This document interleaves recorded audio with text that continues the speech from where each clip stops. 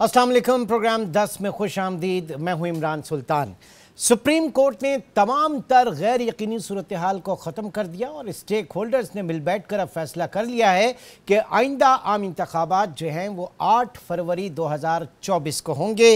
और साथ ही साथ कल की समाअत इस हवाले से इंतहाई अहम थी कि इसमें जो चीफ जस्टिस के रिमार्क्स रहे इस पूरे मामले में, जिस तरीके से उन्होंने इस बहरान का अहाता किया कि किस तरीके से ये आप कह लें कि एक मैशत इसकी बहुत अहम इसमें जुज़ था कि किस तरीके से ये एक आइनी बहरान पैदा हुआ, आइनी से अदालती बहरान बना, इसी तरीके से ये ट्रांसलेट होता हुआ मुआशी बहरान और संगीन तर होता चला गया।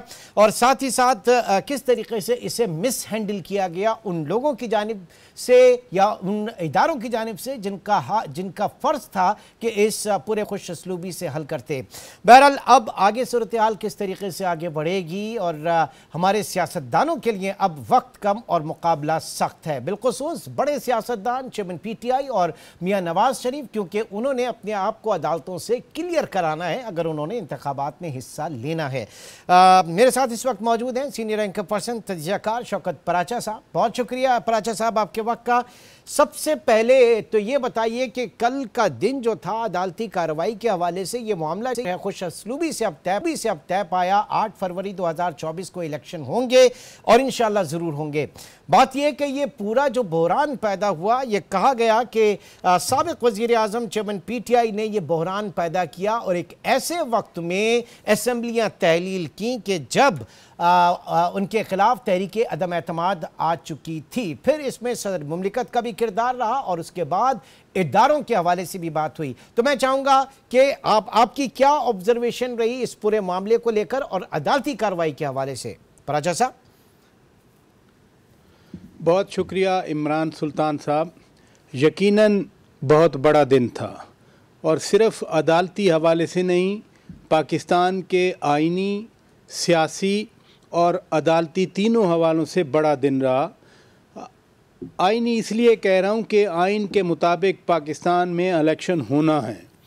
पाकिस्तान एक डेमोक्रेसी है और डेमोक्रेसी की बुनियाद ही इलेक्शन होते हैं।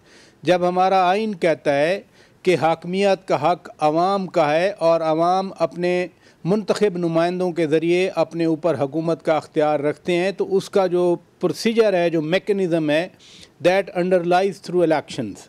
तो बहुत अच्छी बात है कि इसमें सबसे अच्छी बात यह है कि तमाम स्टेक होल्डर्स मिल के काम कर रहे हैं। स्टेक होल्डर्स की मैं जब बात करता हूँ तो उसमें प्रेसिडेंसी यानी प्रेसिडेंट हाउस जो कि सरबराह ममलिकत हैं, फिर इलेक्शन कमीशन ऑफ पाकिस्तान एक आइनी इदारा है, सुप्रीम कोर्ट ऑफ पाकिस्तान एक आइनी इदारा है।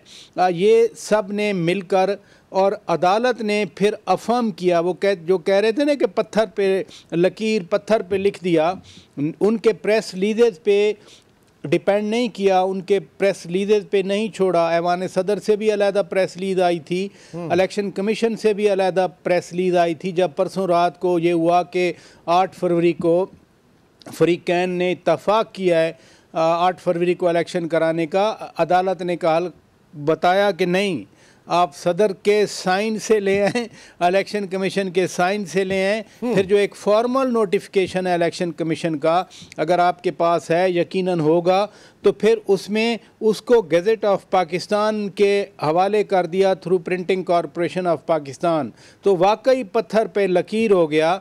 और ये बात भी मैं आपको ज़रूर बता दूं कि आइनी तौर पर अब चूँकि अदालत के सामने हुकूमत, ऐवान सदर, इलेक्शन कमीशन ऑफ पाकिस्तान सब आ गए, तो फिर they are responsible, they will be accountable. अगर खुदा न खास्ता कल कोई फरीक कहीं कुछ और बात करने की कोशिश करता है, और जिसका सबसे बड़ा ये है कि चीफ़ जस्टिस ऑफ पाकिस्तान ने भी कह दिया कि अब आप कोई शक नहीं करेंगे इलेक्शन के इनेकाद के हवाले से। अगर किसी को कोई मसला है तो वो अपनी बीवी से जाकर बात करे। तो अब आइनी तौर पर, अदालती तौर पर सब लोग बाउंड हो गए और बाइंडिंग हो गया सब पर, वरना आर्टिकल 6 का भी बार बार कल हवाला दिया जाता रहा। तो मैं समझता हूँ ये सियासी तौर पर, आइनी तौर पर, कानूनी तौर पर, अदालती तौर पर ये बहुत अच्छा अरेंजमेंट हो गया कल।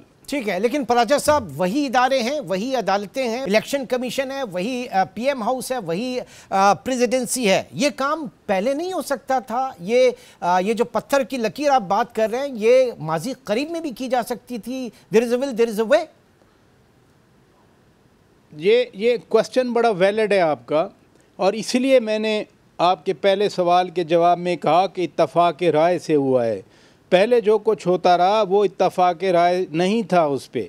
मसलन पंजाब असेंबली तोड़ना, केपी असेंबली तोड़ना, कल भी रेजोनेंस आई, और उससे पहले 9 और 10 अप्रैल 2022 की रात को कौमी असेंबली तोड़ना, जिसको बाकायदा अदालत ने आइन की खिलाफ वर्जी करार दिया। यानी somebody tried to put aside the constitution, somebody violated the constitution, वो अभी अपनी जगह पर मौजूद है। और ये भी कहा गया कल अदालत में कि जो 90 डेज़ जिसकी आप बात कर रहे हैं 90 डेज़ से जो अगला टाइम गुजरा है वो आइन की सरीहन खिलाफ वर्जी है।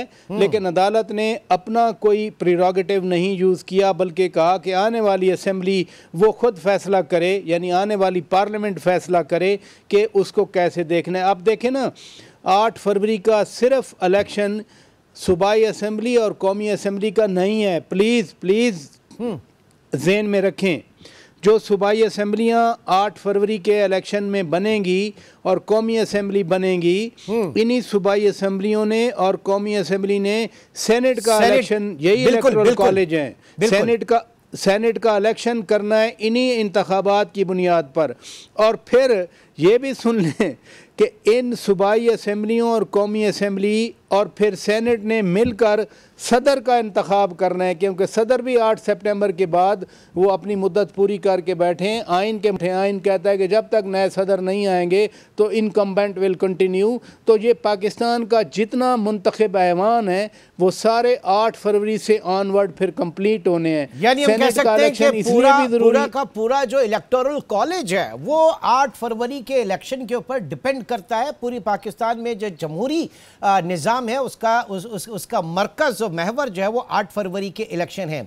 पराजा साहब, अब वक्त कम है, मुकाबला सख्त। हमारे जो सियासतदान हैं, बड़े सियासतदान, अगर इलेक्शन में उन्होंने हिस्सा लेना है तो अपने आप को अदालतों से क्लियर कराना होगा। एक के सर पर तोशाखाना लटक रहा है, दूसरे के सर पर अल अज़ीज़िया रेफरेंस और एवनफील्ड रेफरेंस। ये 1 आध महीने के अंदर हो जाएंगी ये सारी चीज़ें? कितनी सरत के साथ मामला आगे बढ़ने पड़ेंगे? देखें, 2 मुख्तलिफ चीज़ें हैं।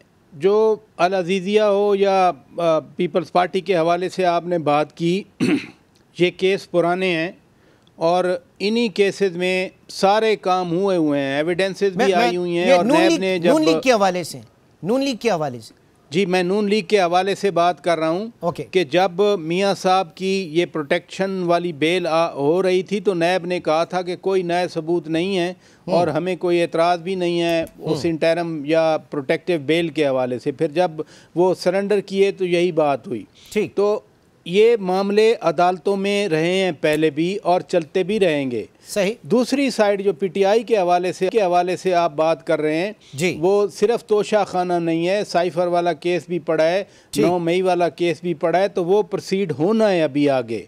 इसलिए मैं तो ये कहता हूँ कि चूंकि ये सारे अदालती मामलात हैं, अदालती मामलात चलते रहेंगे। जमहूरियत बड़ी इंपॉर्टेंट है, मुल्क के इदारे बड़े इंपॉर्टेंट हैं, इंडिविजुअल जो केसेस हैं वो अदालतों की डिस्पोजल पे हैं, एक लीगल प्रोसेस है। और देखें ना, 8 फरवरी की डेट भी ना ऐवान सदर से आई, ना इलेक्शन कमीशन ऑफ पाकिस्तान से आई, बल्कि कोर्ट ने जब प्रेस किया और कोर्ट ने बार बार बुलाया उसके बाद ये मामला हल हुआ। तो बाकी अदालती मामलात वो अदालती तरीके से ही चलेंगे। ठीक, अच्छा, अब आप देख रहे हैं कि एकदम से तेजी आ जाएगी मुल्क भर में, एक इलेक्शन का माहौल, सियासी जमातें। अभी तक जो हम नैरेटिव मांग रहे थे लोगों से, अब तो मंशूर मांगने का वक्त है। इस कौम को मंशूर क्या सियासी जमातें क्या देंगी? इनके पास है क्या देने के लिए? सियासी जमातों के पास हमेशा बहुत कुछ देने के लिए होता है। मसलन बिलावल भुट्टो जरदारी तो कब से अपनी कैंपेन चला रहे हैं, नून लीग भी अपने जलसे जुलसे कर रही है, और मियां नवाज शरीफ तो 10 नवंबर से जो उन्होंने ऐलान किया वो फिर कंट्री वाइड एक्टिविटी पे निकल पड़ेंगे। उनकी मंशूर कमेटी जो है वो बन चुकी है, सेनेटर इरफान सिद्दीकी साहब की सरबराही में वो अपना काम कर रही है। इसलिए जो सियासत है ना, उसका कोई इग्निशन स्विच नहीं होता कि आपने एक्सेलेरेटर पे पैर दबा दिया, आपने स्विच लगा दिया और सियासत चल पड़ी। सियासत एक ऑन गोइंग काम होता है। 2018 के इलेक्शन के बाद भी भरपूर पॉलिटिकल एक्टिविटी हमने देखी, उससे पहले भी धरने थे, फिर और चीज़ें चलती रहीं, पनामा चलता रहा, लेकिन सियासत रुकती नहीं है। इसलिए ये सर, अभी आप यकीन मानेंगे सियासत बिल्कुल नहीं रुकती, लेकिन क्या पूरे 2-4 साल के अंदर जो कुछ भी इस कौम ने देखा, हमारी सियासतदानों ने, सियासी जमातों ने जो कुछ भी देखा, आप समझ रहे हैं कि अब कुछ सियासी बालिदगी का मुजाहरा होगा? ये जो पॉलिटिकल पोलराइजेशन हो गई थी इसमें थोड़ी सी कमी आएगी, एक ट्रू स्पिरिट में जमहूरियत की तरफ आगे बढ़ेंगे? कुछ सीखा है हमने इससे, हमारे लोगों ने? पोलराइजेशन तो इंजीनियर्ड थी ना पाकिस्तान में, इसमें क्या शक है? मुझे बताइए, अगर आप मुझे खुल के बात करने दें तो पोलराइजेशन तो एक क्रिएट की गई थी, बाकायदा तौर पर प्लान की गई थी, जिसको एक ख़ास प्रोजेक्ट का नाम भी दिया जाता है। सियासत तो एक एवोल्यूशनरी प्रोसेस है, एक इर्तकाई अमल है। सियासत में जो क्लींजिंग है वो उस प्रोसेस के ज़रिए, अगर प्रोसेस कंटिन्यू हो रहा है अपने नेचुरल प्रोसेस में, तो फिर वो इर्तका का अमल आता है जिसमें क्लींजिंग आती है। अभी जो मुल्क के हालात हुए हैं, अगर किसी ने नहीं सीखा तो हम तवक्को करते हैं कि सीखा जाए, हम प्लीड करते हैं कि सीखा जाए। हम प्लीड ये करते हैं कि जैसे अदालत भी के, और फिर मियां नवाज शरीफ ने जो पहली तकरीर की मीनार पाकिस्तान में, आपने सुना होगा, आपके नाजरीन ने सुना होगा कि 40 साल मेरी सियासत का निचोड़ ये है कि सारे मिलकर मुत्तहद होकर इस मुल्क के मसाइल हल करें और मुल्क को मसाइल की गर्दाब से निकालें।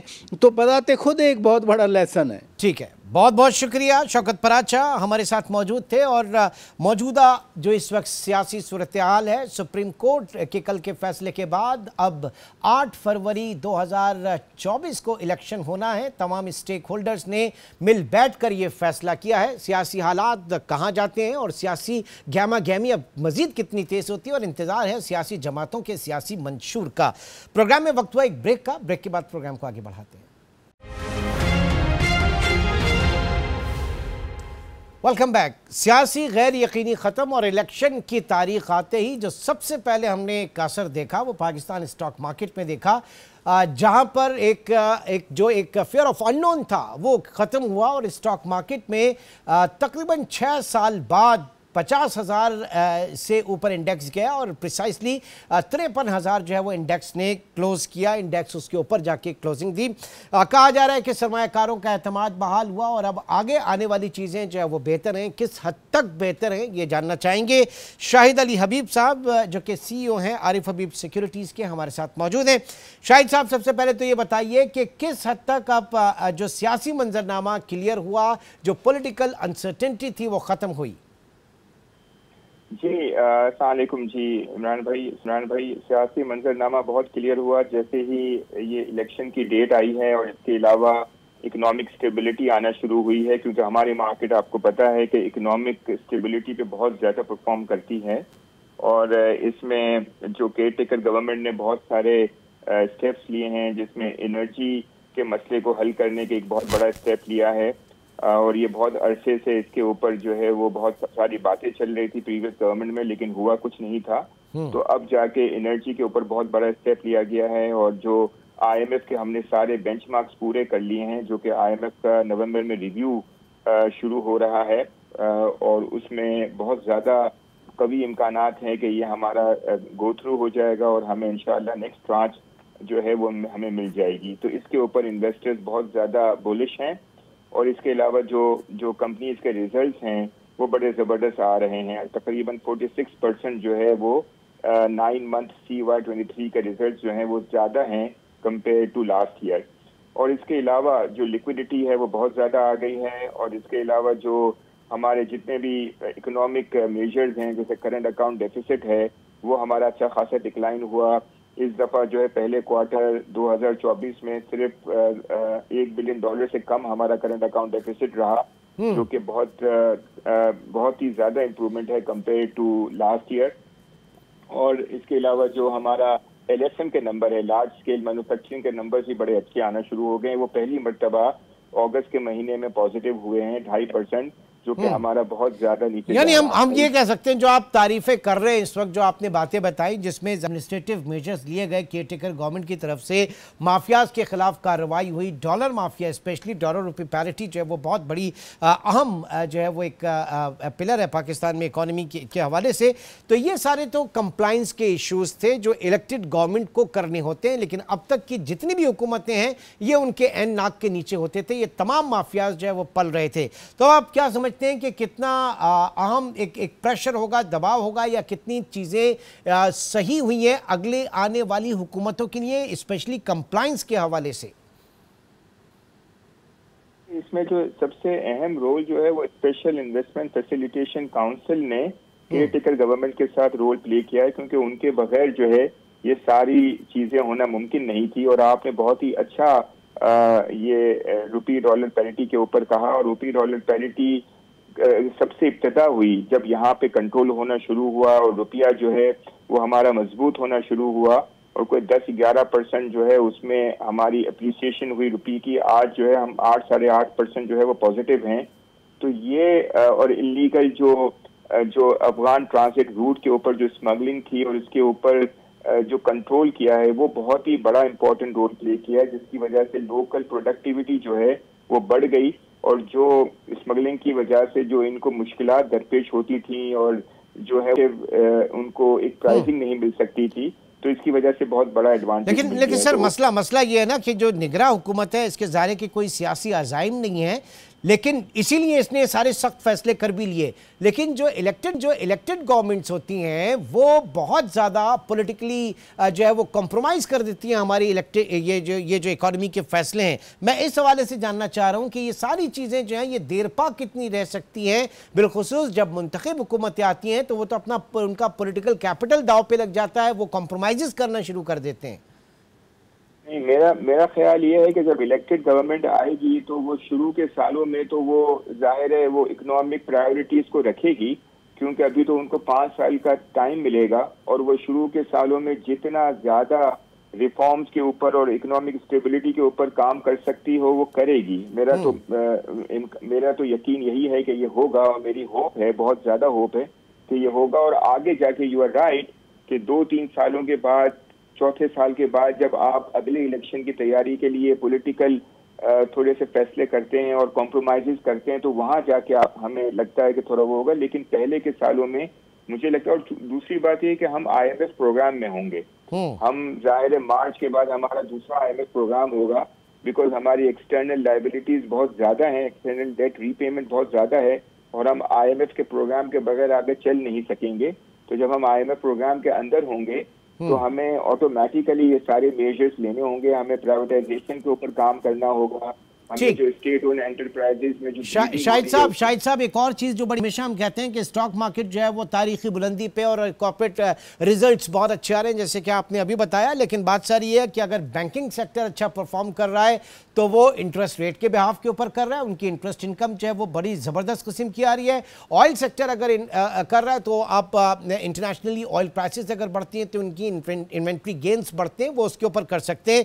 लेकिन दूसरी तरफ यही दोनों चीज़ें जो हैं आपकी डोमेस्टिक इकोनॉमी को तबाह करते हैं। इन्फ्लेशन आपका बढ़ता है, आपका शरसूद आपकी बढ़ती है, तो आपकी जो डोमेस्टिक इकोनॉमी है वो तो पनप ही नहीं सकती। तो हम किस हद तक कह सकते हैं कि स्टॉक मार्केट जो है वो ट्रू रिफ्लेक्टिव इंडेक्स है पाकिस्तान की मईशत का? देखिए, आपने बहुत ही अच्छी पॉइंट आपने दिए हैं कि बैंकिंग सेक्टर की परफॉर्मेंस की वजह से मार्केट की परफॉर्मेंस हुई है और प्रॉफिटेबिलिटी जो है वो ग्रो हुई है। लेकिन मैं ये कहूँगा कि बिल्कुल सही बात है कि बैंकिंग सेक्टर का कंट्रीब्यूशन बहुत ज़्यादा रहा, लेकिन ओवरऑल दूसरे सेक्टर्स भी आगे जाके परफॉर्म करेंगे। जैसे कोल की प्राइसेस कम हुई हैं और जो मार्जिन जो है वो सीमेंट सेक्टर के बढ़ रहे हैं, और आगे जाके LSM ग्रोथ हो रही है। तो ये जो लार्ज स्केल मैन्युफैक्चरिंग जब ग्रोथ होती है तो अक्रॉस द बोर्ड तेजी आना शुरू होती है दूसरे सेक्टर्स में भी। तो मुझे लगता है कि, और दूसरी बात है कि बैंकिंग सेक्टर की जहां तक परफॉर्मेंस है तो वो अगर नीचे इंटरेस्ट रेट आएगा भी तो वो तो इंटरेस्ट रेट स्प्रेड पे चल रहे होते हैं, तो उनका स्प्रेड जो है वो ऑल्दो थोड़ा कम होगा लेकिन कंटिन्यू रहेगा। और हमें नहीं लगता कि ये जो प्रॉफिटेबिलिटी जो इस दफा आ रही है वो अगली मर्तबा उससे कोई कम हो जाएगी। अगली मर्तबा भी प्रॉफिटेबिलिटी इसी तरीके की रहेगी। लेकिन barrel sir game changer SIFC है, और उसमें भी अगर जो हमारे एनर्जी सेक्टर है और हमारे एग्रीकल्चर सेक्टर है, तो बात सारी ये है कि पाकिस्तान में स्पेशली माइनिंग्स के हवाले से बात की गई वहां पर, तो पाकिस्तान से फर्निश गुड्स एक्सपोर्ट हो बजाय इसके कि रॉ मटेरियल एक्सपोर्ट करके हम अपनी एक्सपोर्ट प्रोसीडिंग्स दिखाएं। आप एक्सपोर्ट जरूर करें लेकिन फर्निश गुड्स को करें, तब आप सही मानों में SIFC जो है वो खिदमत कर सकेगा इस मुल्क की। जी बिल्कुल, और SIFC के तहत जो है हमें फॉरेन डायरेक्ट इन्वेस्टमेंट जो है वो हमें अट्रैक्ट करनी है, और हमारे पास बहुत सारे ऐसे एरियाज हैं जहाँ पे अट्रैक्ट हो सकती है। एग्रीकल्चर में बहुत ज़बरदस्त हमारे पास अपॉर्चुनिटीज़ हैं, माइनिंग के ऊपर बहुत ज़्यादा अपॉर्चुनिटीज़ हैं। तो ये रिकोडिक की जो जहाँ पे इन्वेस्टमेंट की गई है और जहाँ पे सऊदी की इन्वेस्टमेंट फर्दर आ सकती है, वहाँ पे तो बहुत बड़ी अपॉर्चुनिटी है। मतलब अगर ये अगले 3-4 साल में अगर ये रिकोडिक का वो हो गया, सारा ऑपरेशनलाइज हो गया, तो ये साल की कोई 3-4 बिलियन डॉलर की एक्सपोर्ट हो यहाँ से होना चाहिए। ठीक है, बड़ा पोटेंशियल है उसके अंदर। आगे आने वाले वक्तों में आपसे जरूर बात करेंगे। बहुत शुक्रिया शाहिद अली हबीब साहब, CEO आरिफ हबीब सिक्योरिटीज हमारे साथ मौजूद थे। ब्रेक, और ब्रेक के बाद हम बात करेंगे, क्योंकि कहा यह गया कि मैनेजमेंट पोजीशन सैलरी पैकेज पर नजरसानी की प्राइम मिनिस्टर ने, केयरटेकर प्राइम मिनिस्टर ने मंजूरी दे दी है, और इसके साथ ही जो MP स्केल अफसरान हैं उनके मुआवजे में 45% तक इजाफा हुआ है। क्या सिर्फ सरकारी अफसरान या सरकारी मुलाजमीन ही इस पाकिस्तान में है, या 25 करोड़ आबादी जो है इसका भी हुकूमत को ख्याल है? एक छोटे से ब्रेक के बाद इस मामले पे बात करेंगे। वेलकम बैक नाज़रीन। खबरें हैं कि विफाकी निगरां हुकूमत ने, इस वक्त जो केयरटेकर गवर्नमेंट है, इसने इंतज़ामी ओहदों के अफसरान, जिन्हें हम कहते हैं जनाब यहाँ पर मैनेजमेंट पोजीशन के जो अफसरान हैं, इसके ग्रेड 1 से ग्रेड 3 तक के जो लोग हैं अफसरान हैं, इनकी तनख्वाहों में इजाफा किया, और ये इजाफा 45% तनख्वाहों और उनकी जो दीगर अलाउंसेस है उसमें इजाफा है। इसी तरह फाइनेंस डिवीज़न के मुताबिक निगरां वज़ीर आज़म ने 1 अक्टूबर 2023 से मैनेजमेंट पोजीशन सैलरी पैकेज पे नज़रसानी की मंजूरी दी है, और इसके अलावा पाकिस्तान सेक्रेटेरिएट अफसरान जो हैं इनके भी एग्जीक्यूटिव अलाउंस में 150% तक इजाफा हुआ। FBR अफसरान के एग्जीक्यूटिव अलाउंस में 140% तक इजाफा। बुनियादी तनख्वाह, मकान का किराया और दीगर जो अलाउंसेस हैं, या आप कह लें कि यूटिलिटी पैकेज हैं, उसमें बेशबहा इजाफा हुआ। बिल्कुल करें, बिल्कुल करें, लेकिन आम आवाम के लिए भी तो कुछ सोचें। आप उनको जो है 17% 18% GST के अंदर रगड़ रहे हैं। आप एक आम आदमी जो है वो पेट्रोल की कीमत जो है वो उसके ऊपर 100 रुपये से ज़्यादा जो है वो टैक्स दे रहा है। ये डिस्पैरिटी क्यों है? क्यों सिर्फ हमेशा बजट में जो है वो सरकारी मुलाजमीन को ही सामने रखा जाता है, उनकी तनख्वाहों में इजाफा होता है, और इसका क्या वहाँ पे मिनिमम जो वेज है वो ट्रांसफ़र होती है, या मिनिमम जो तनख्वाहों को रखा जाता है वो अप्लाई किया जाता है? इसके ऊपर मैं बात करूँगा। असद अली शाह साहब, माहिर मालियाती उमूर, हमारे साथ मौजूद हैं। सर, क्यों ये ऐसा होता है कि जाती हुई हुकूमतें, या हर हुकूमत जो है वो सरकारी अफसरान को, मुलाजमीन भी नहीं कहूँगा, अफसरान को नवाजती है, और ये इजाफा आपके सामने है, आपने ये खबरें यकीनन पढ़ी होंगी। क्यों ऐसा होता है? जी बहुत बहुत शुक्रिया इमरान।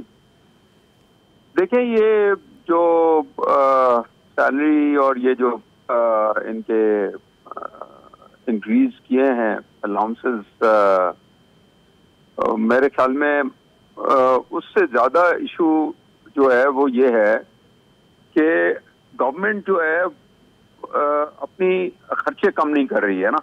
ये भी और ये मैंने लिखा भी है कि आप ये देखें कि पिछले 2 साल में सरकार का जो डेफिसिट है गवर्नमेंट का, वो इतना बढ़ गया है कि पिछले 2 साल में बैंक्स की जो डिपॉजिट्स हैं वो 5.3 ट्रिलियन बढ़ी है, और बैंकों से जो गवर्नमेंट ने लोन लिया है, जो इन्वेस्टमेंट्स गवर्नमेंट जो बैंक्स कर रही हैं, वो 7.5 ट्रिलियन है।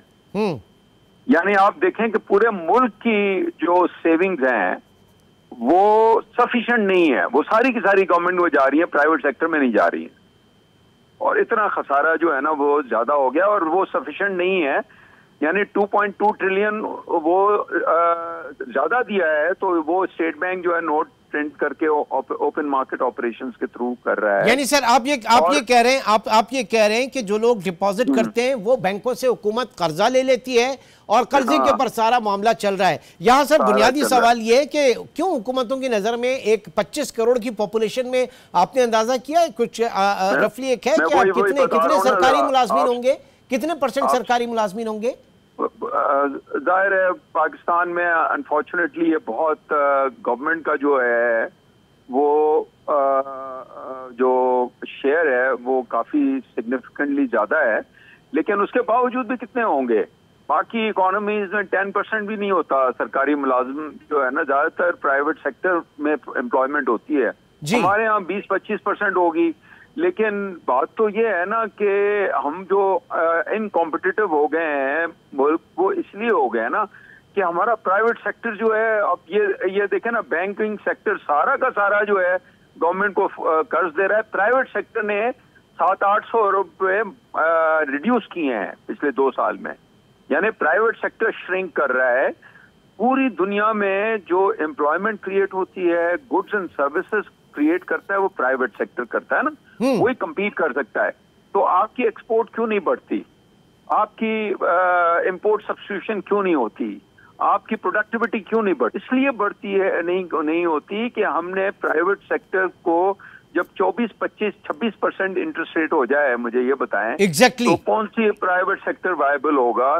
तो सारा न सिर्फ ये है कि सैलरीज इंक्रीज हो रही हैं, उसके अलावा जो इतने सारे डिपार्टमेंट्स हैं, इतने सारे एजेंसीज हैं, वो सारी बढ़ाते गई है सारी गवर्नमेंट जो है ना। लेकिन तो सर आप बजाय इसके कि आप सैलरी बढ़ाएं, बजाय इसके कि आप नोट प्रिंट करें, जो असल मसला है उसको क्यों नहीं पकड़ते? इन्फ्लेशन को कम क्यों नहीं किया जाता? पाकिस्तान में जो मसला है वो डिमांड साइड का नहीं है, पाकिस्तान में मसला सप्लाई साइड का है।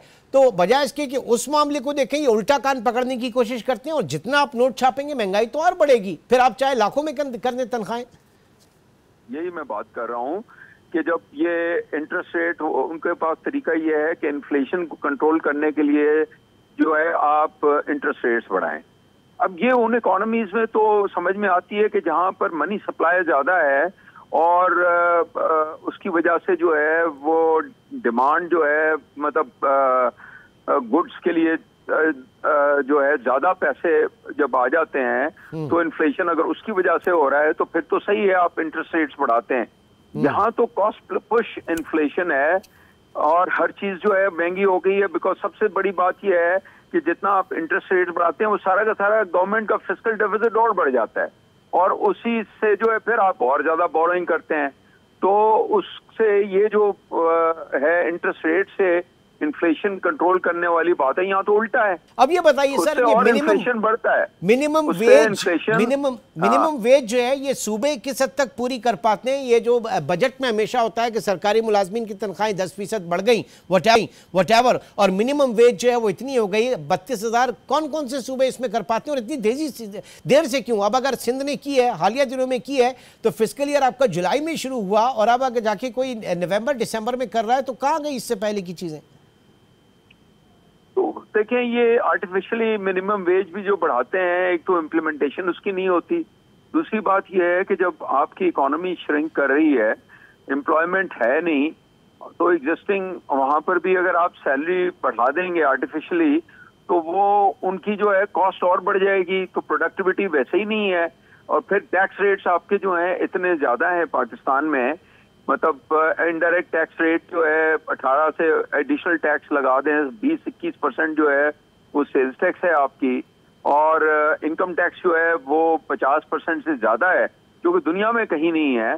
तो प्राइवेट सेक्टर जो है वो हर तरफ से आपको उसको अनप्रोडक्टिव कर रहे हैं ना, तो एम्प्लॉयमेंट कैसे क्रिएट होगी? हमारी इन पॉलिसीज का, हमारे जो पॉलिसी मेकर्स हैं उनकी इस तरह की इक्वेशन से जो सोशल फैब्रिक है पाकिस्तान का, जो समाजी मसाइल हैं वो कितने ज्यादा बढ़ रहे हैं और ये हैव और हैव नॉट का जो कॉन्सेप्ट है वो कितना बढ़ रहा है? जी बहुत जाहिर है उसकी वजह से चंद जो इस वक्त सबसे ज्यादा जो प्रॉफिट बना रही हैं, बैंक्स बना रही हैं। फॉर इंस्टेंस बैंकिंग सेक्टर, मैंने इस पर लिखा भी था कि आप ये देखें पिछले साल से तकरीबन प्रॉफिटेबिलिटी उनकी डबल हो गई है। वो इसलिए हो गई है कि इंटरेस्ट रेट से बढ़ा दिए हैं, वो रिस्क फ्री गवर्नमेंट को लैंड कर रहे हैं 22-23% पे। उनकी कॉस्ट ऑफ डिपॉजिट्स जो है वो 11-12% है, यानी 100% मार्जिन जो है दुनिया में कहीं भी स्प्रेड जो है इतना नहीं होता, 2-3% से ज्यादा कहीं पे भी नहीं है। सर इसको कहते हैं कि हींग लगे ना फिटकरी और रंग भी चोखा, जो इस वक्त पाकिस्तान में बैंक्स जिस तरीके से काम कर रहे हैं और ज़ाहिर है कि प्राइवेट सेक्टर जिस तरीके से उसका इस्तेहसाल हो रहा है। बहुत बहुत शुक्रिया। असद अली शाह साहब हमारे साथ मौजूद थे और बात सारी ये है कि ये जब तनख्वाहों में इजाफा किया जाता है सरकारी मुलाजमीन की, तो जो निजी शोबे के लोग हैं वो इस बात को महसूस करते हैं। और अगर प्रोपोर्शन उठा के देखें तो शायद 20-25% से ज़्यादा सरकारी मुलाजमीन नहीं होंगे 25 करोड़ की आबादी में, लेकिन उनकी तनख्वाहों में इजाफा, उनके अलाउंसेस में इजाफा, ये पूरा पाकिस्तान जो एक आम पाकिस्तानी है इससे हर्ट होता है। हुकूमत को ये सोचना चाहिए कि क्या महंगाई सिर्फ सरकारी मुलाजमीन के लिए, आम पाकिस्तानी के लिए नहीं है। अब जाते जाते एक बड़ी खबर और अच्छी खबर क्रिकेट के मैदान से, पाकिस्तान का इंतहाई अहम मैच न्यूजीलैंड से एक 401 रन का पहाड़ आज खड़ा किया। न्यूजीलैंड ने 6 विकेटों के नुकसान पे 50 ओवर उसने पूरे खेले, लेकिन जब पाकिस्तान खेलने आया इसमें कोई शक नहीं कि पाकिस्तान की बैटिंग लाइन ने आज बहुत ज़बरदस्त परफॉर्म किया। स्पेशली फ़खर जमान ने जारहाना की इनिंग्स के लिए 126 रन नॉट आउट और 81 बॉल्स पर उन्होंने 126 रन बनाए। साथ ही साथ उनका जो बहुत अच्छा साथ दिया बाबर आजम ने 66 रन स्कोर किए 63 बॉल्स पर। और उसके बाद बारिश जो है वो आड़े आई, मौसम आड़े आया और आखिर चलकर डकवर्थ लुइस मेथड के ऊपर पाकिस्तान को 21 रन की फतह जो है वो मिल गई। आज का मैच तो पाकिस्तान के हक में रहा। अब आने वाले मैचेस जो हैं वो क्या रहते हैं, और चूंकि हमारा दिल धड़कता है क्रिकेट के मैदानों में, तो आगे क्या थी है ये आगे आने वाले प्रोग्राम में डिस्कस करेंगे। इंशाल्लाह आपसे फिर मुलाकात होगी। अपना बहुत ख्याल रखिएगा। अल्लाह हाफ़िज़।